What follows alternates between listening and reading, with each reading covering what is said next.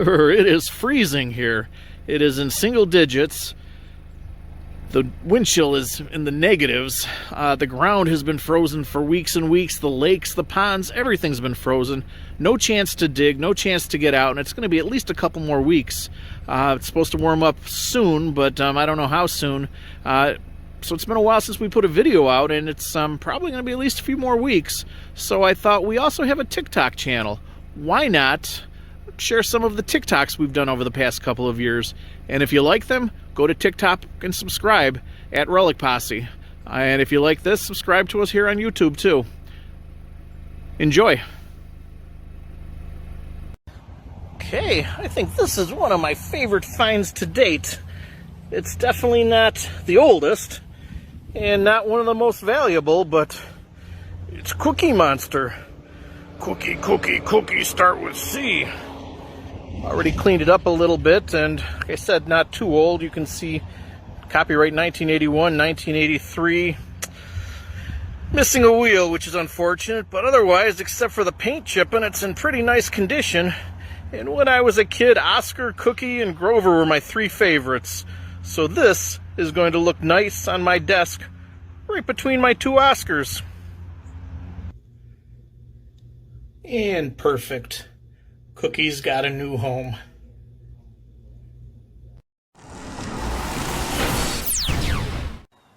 Excuse me, but could I metal detect your yard? Get out of here! No! Your feet stink! Look familiar? If you've been detecting long enough, you've probably experienced rejection too. It's never easy, but I've come up with a 3-step method to maximize your permissions. Step 1, find the parent of a young child. Real easy to do. All you have to do is look for the bags under your eyes, look for the zombie-like walk as they move around half asleep. Step 2, ask them if you can borrow the child for the day. They will usually jump at the chance. That means they can do whatever they want, which will probably be take a nap. And step 3, exploit the cuteness. Check it out. Excuse me, but could Sage and I metal detect your yard? That's the cutest baby I've ever seen. Detect all you want. Oh, she's so precious. Of course you can. Oh, she's so cute. Of course you can. But your feet still stink. It's as easy as that. 1, 2, 3. That's all you have to do, and soon they'll be falling all over you, giving you permission to detect their yards. Now, if you excuse me, I gotta go get me some odor eaters. So this is kind of interesting. And to be honest, I cheated a little bit. I've already cleaned it up, and I've already Googled it. I didn't know what I had at first. It says Chicago, Webster Corporation, Chicago. And on the back it says, for 6 patents pending. Didn't know what it was at first, had to Google it. Turns out that back in 1949, when RCA introduced the 45 record, it was a completely separate system than the 33 record. So they had completely different players.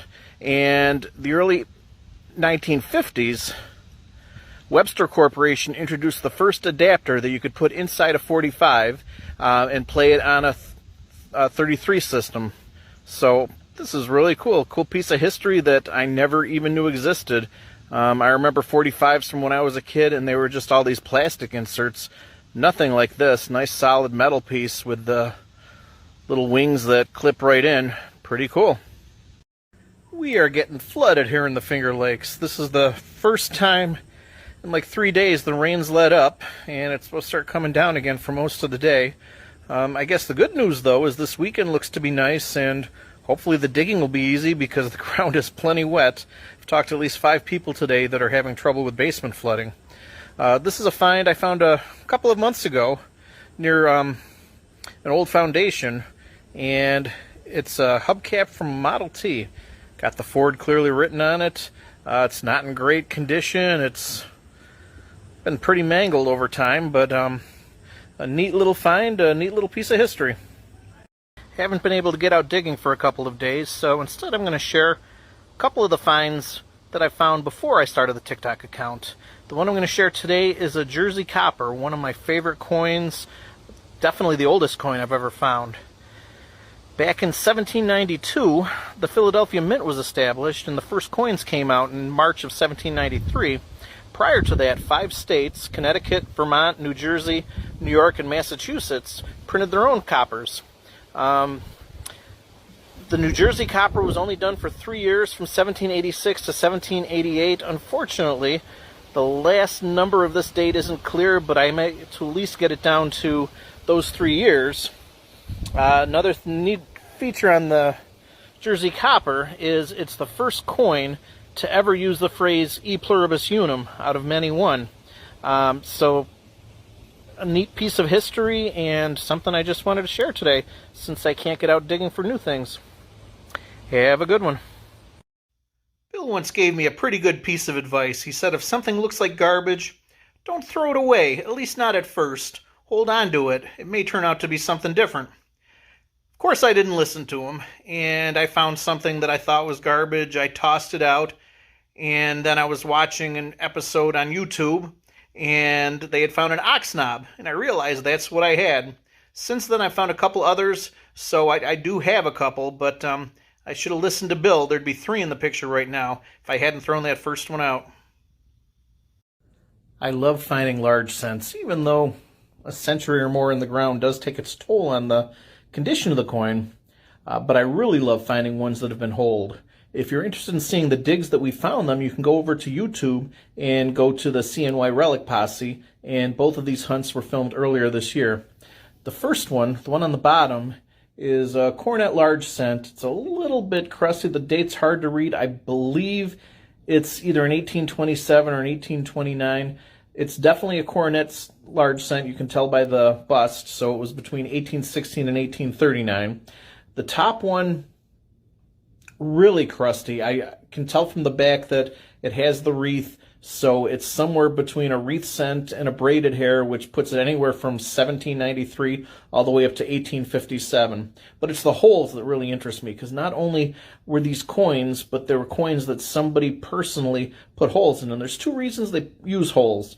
The one on the bottom is what you'll typically see where the hole is toward the top of the coin. And the reason they did that is because a penny was worth a lot more back then, and they would put them on a string so they didn't lose them and they could keep them together. So they would put holes in the tops of all of them, and they would carry them around a string. Sometimes they'd wear them around their neck, sometimes it'd be in their pocket, but they'd all be strung together. The ones where the hole is in the middle, though, there's a couple different theories on why that is done. I've heard that because it was cheaper to do that than buy a washer, they would do that and use it as a washer. I'm not so sure about that, though, because pennies were worth a lot more back then, and I'm thinking you could probably buy more than one washer with a cent. The other thing I've heard is that people would hang them above the door of a new house for luck, and that's the one that I'm thinking probably makes the most sense, and probably why this coin is so bad, especially on the side where you can see around where the nail was probably hammered in, that it makes it almost impossible to see what kind of a coin this is, other than seeing a little bit of the wreath on the back, whereas this one was probably lost right off the chain. You can definitely see the bust very clear. You can't see the date, and you can see on the back where it says 1 cent pretty clearly, if I turn it the right way. Anyway, I love the hold coins because not only are they old coins, but they're something that a piece of history where somebody actually did something with these, and there's a story behind the coins. Well, another hunt's in the books, and I think this was probably the most interesting find. I'm not sure exactly what it is, but got a lot of decoration on it. Looks to be an eagle or possibly a dragon. Whatever it is, it's solid all the way through. Looks like dirt on the bottom, but it's metal. So it's interesting. It's solid. Probably the find of the day. And after cleaning it up, I found it wasn't quite as solid as I thought it was. It was just packed so hard with dirt. But I cleaned it up, did some research, and found that this is the cover to a bicycle bell from the early 1900s. So still an interesting relic, and love the design. Glad I found it yesterday. They just don't make coins like they used to, at least not pennies. Both of these came out of the same hole. The penny on the left is 1972, before the transition year of 1982, when they switched over from copper to zinc. Some 82 coins are copper, some 82 coins are zinc, anything after 82. It's like the coin on the right. Can't get a date from it. Barely see on the back. You can see the Lincoln Memorial. The coin's rotting away in the ground. So the one on the left is at least 10 years, probably more than that, older than the one on the right. But because we make them so crappy now, the one on the right can't even go back into circulation. Been digging around the school here. Got a couple quarters, about maybe $2 worth. Nothing too exciting until just now. Came across this. I'm not sure what it is, but it's very ornate looking. On the back it's kind of indented, the same shape. So let's see if we can clean it up a little bit and get a little bit better look, but it looks kind of ornate. I always bring my water bottle just in case, and my towel. So we'll spray that and see if we can clean it any.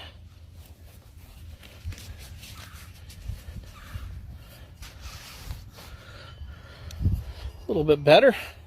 Got a nice green patina to it. And it kind of rang up as a penny, so I'm guessing made of copper. Old from the green. I like it. Now this is really cool. John found this near where we believe there was a field hospital near the Battle of Manassas during the Civil War. This is the Lord's Prayer on a tag. It's just absolutely gorgeous. Just exciting to know that this probably was something that a Civil War soldier was wearing during the war to protect him when he went into battle. A fantastic piece of history. We are here at the Fall Street Brewery enjoying an Irish ale in Seneca Falls.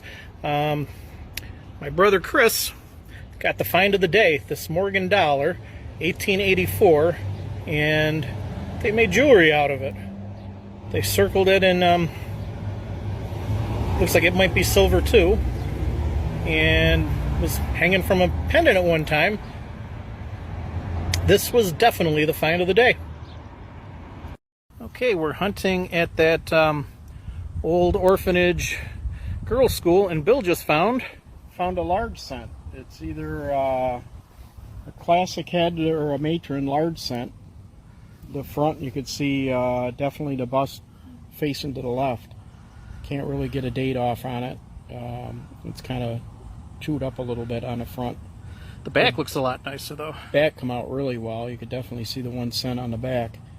And I was surprised. We really weren't getting any good signals today. You know, a couple modern coins.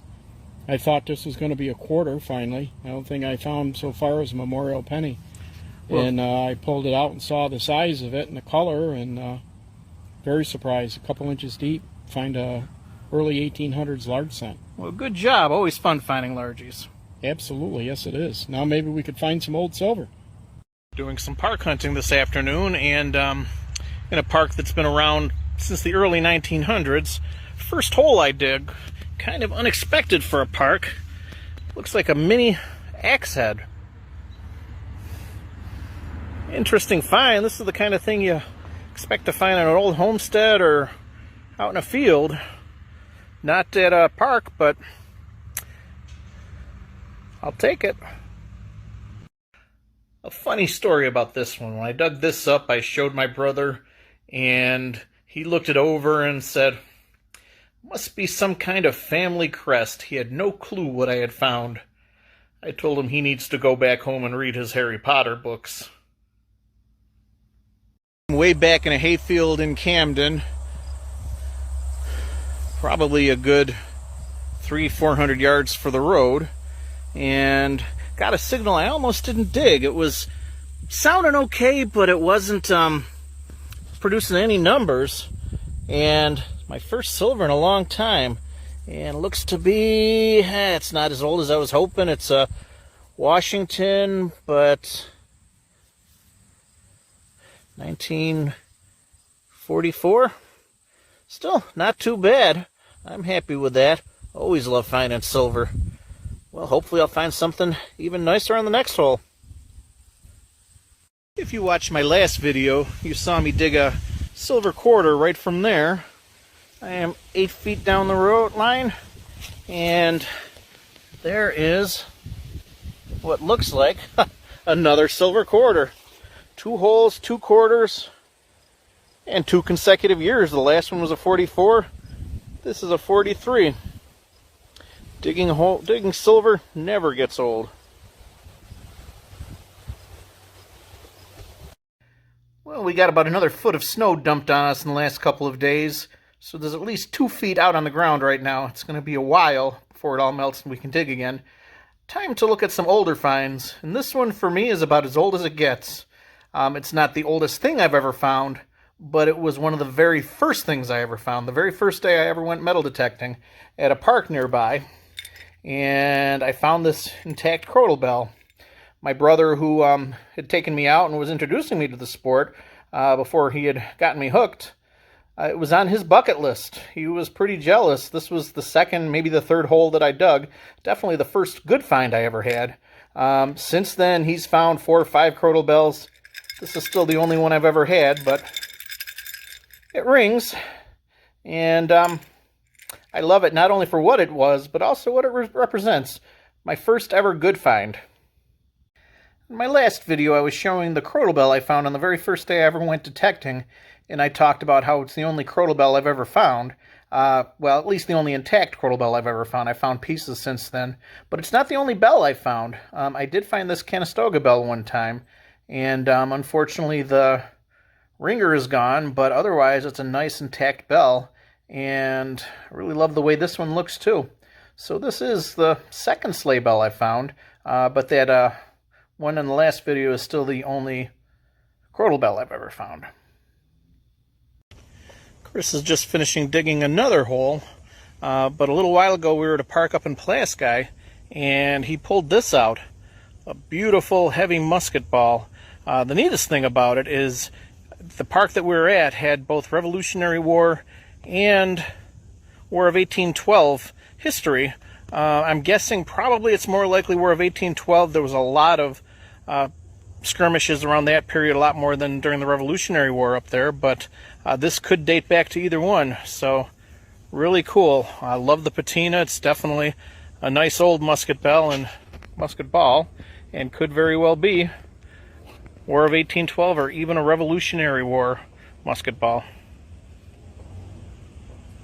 One of the things I like most about metal detecting is finding things I never even knew existed. One of those is the V-nickel. This is one we found on a hunt a while back. 1912, I had never heard of the V-nickel before, but this one cleaned up real nice. And there it is, the Roman numeral 5 on the back, the V. Beautiful coin. Just love finding things like this. Well, we just got out early morning for day 4. And Steve's first hole, what you got? Looks like I got a little flat button. Oh, drop it here. Little concave back. Good start. Very good, yeah. Let's hope it's a sign of things to come. Yep. Good job. Perfect. This one was pretty mud encrusted, but it cleaned up real nice. This is probably the nicest Tootsie toy I think I've ever found. It's got all 4 wheels. The back ones even still turn. The front ones pretty locked up. I don't want to push them afraid I might break them, but Tootsie Toy, Chicago 24, USA, Classic, MG, I think it says. I think I found lots of cars, but I think this is the nicest one I've ever found. This one's going right in the display case. And look at that. This was a box that batteries came in. Looks like it was almost made for this car. That's going to look good on my shelf. I just dug this up. Don't know what it is. Anybody out there know what that is? Has a bunch of arrows all around it, or a bunch of diamonds. I'm not sure what it is. Looks like a bunch of arrows. It's not a button. It's not silver. It looks like tin. I don't know, some kind of weird washer or some kind of fixture. I don't know what it is. Pretty neat though. If you got any ideas, put them down in the comments below. Wait, you have to call the bullet too. Spencer or 3? I'll say 3 because that's what I've been getting over here. But see if I can find it so I don't chop it in half. Oh, I hit a miss. It's got to be in there. Looking in that plug. You pulled out an awful big plug there. It sounded like it was still in the hole. Yeah, I think it's right over in here somewhere.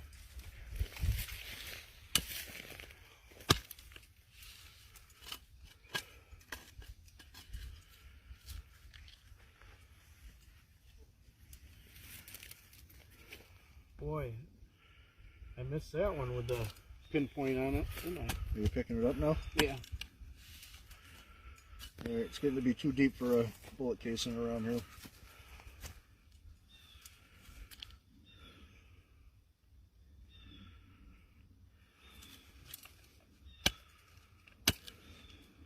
Alright, now we have to call what kind of iron it is. Oh, there, whoa, whoa, whoa, whoa, whoa. It's in your hand. Nice. You didn't even see it when you pulled it out, did you? No, I threw the other one that was over there too behind me. See if Nice it's 3-ringer. is it cleaner or It's a 3-ringer. let's see if it has a little stem on it. Nope. No stem. That's beautiful though. Yep, Beautiful dropped. Another drop 3-ringer. We don't find those in New York, that's for sure. Nice job, Bill. Good deal. Thank you. Fist bump. Awesome. That's a pretty one. Yep. They're all pretty ones. This was the find of the day. I didn't find it, but my friend Dave did. And it's a nice heavy metal Rottweiler. And if you turn it over on the back, it talks a lot about what the Rottweiler breed was, how they're named after Rottweiler, Germany and southwestern Germany, and goes into a lot of detail about that. Pretty cool. We found it near Cny Lake and the Finger Lakes. It has been raining all day. Got a little bit of break between the rains. So far I've gotten a little over $1 in clad, and I just found a Canadian penny. Nothing too unusual about finding Canadian pennies here in the Finger Lakes, but this one's a little bit special. It is a Centennial Penny. And I just love the back. This was made only in 1967 for Canadian Centennial. And I just love the design on the back of this coin. It's the only year they had this design. And this one is definitely going in my keeper's pouch. Hopefully I can get a couple more holes in before the rain comes back.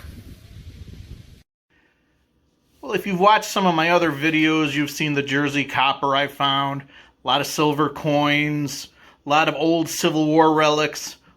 Some of them were pretty cool, but this is by far the coolest find I've ever made, because none of those others can do this. What a pretty sound. Thank you, darling. You're welcome.